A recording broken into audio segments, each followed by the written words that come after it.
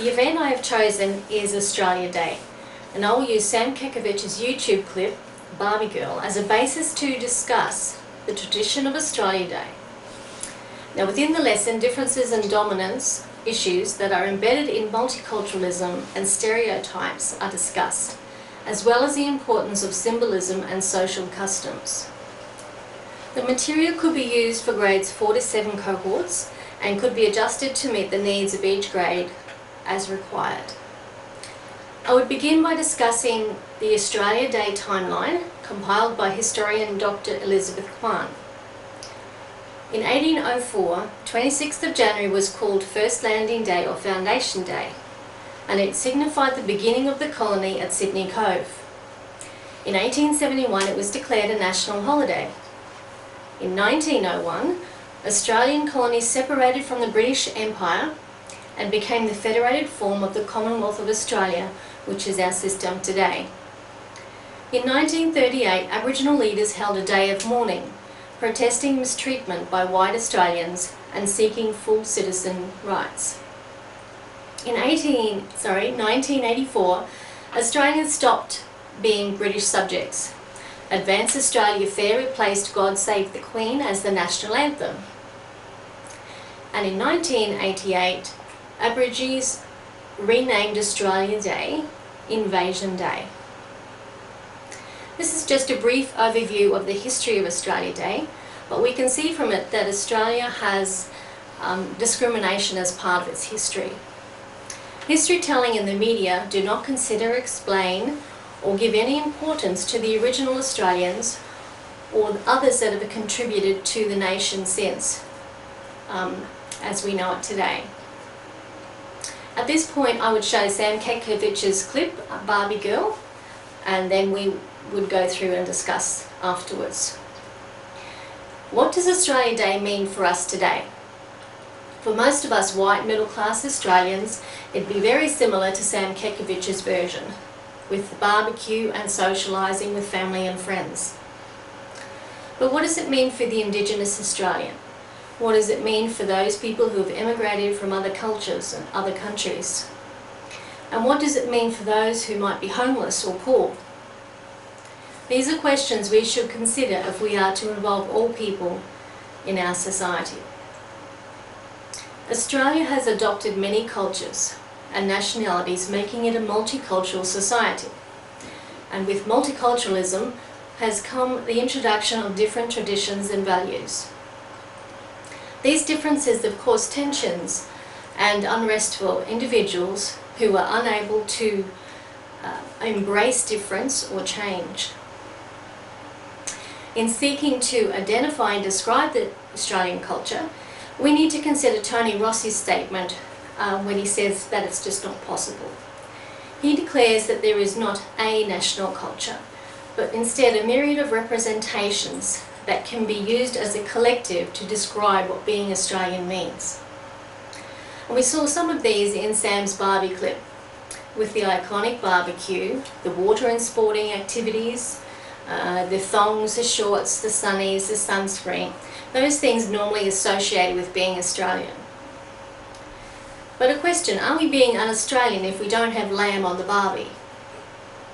Let's consider some aspects that were shown in the clip.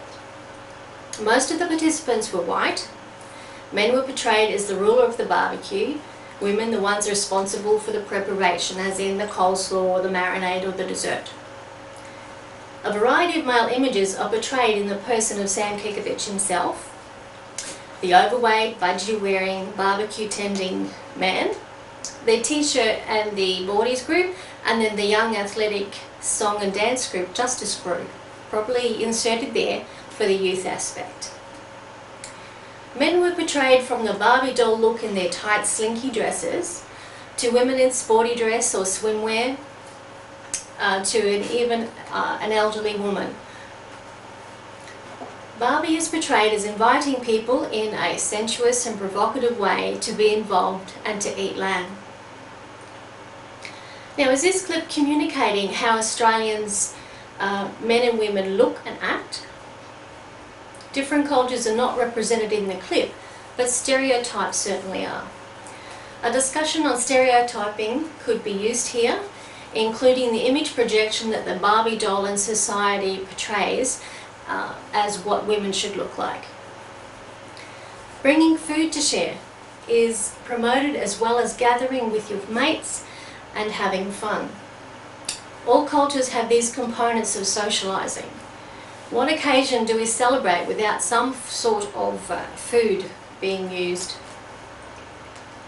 On the 2012 lecture covering race, it was mentioned that even food is used to classify or describe a people group. It is part of our ethnicity in that it is a common bond that we can share. You just need to consider how many types of restaurants or eateries there are in your neighbourhood, from the takeaway to the top dining experience. A research activity could be undertaken to explore what foods and are associated with which country or culture, and then a poster could be made depicting that country, culture and its food. Discussions could then advance along the lines of acceptance of other people's cuisines and likes and dislikes. Now, the iconic Australian flag, as we see here, could be makes an appearance here in the clip and is encouraged to be seen on this day particularly. The Indigenous flag, however, was not shown. Each country has adopted its own flag as a representation of, or symbol of who they are. An activity we could do as a class is to explore the symbols and images ascribed to Australia and uncover their meaning. We could then look at some of the other students' cultures and explore their symbols as well. I would discuss with the students that there are differences within the classroom and we could identify what they were. Discussion would follow on the lines that difference does not mean that you are not as important or as valuable as another person.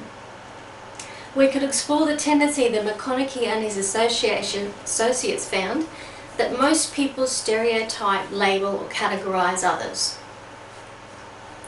In conclusion, Jennifer Naylor states that as an educator, my role is to identify my position and then I'm able to reposition myself to best teach and inspire my students to be inclusive and accepting of all people. Thanks for listening.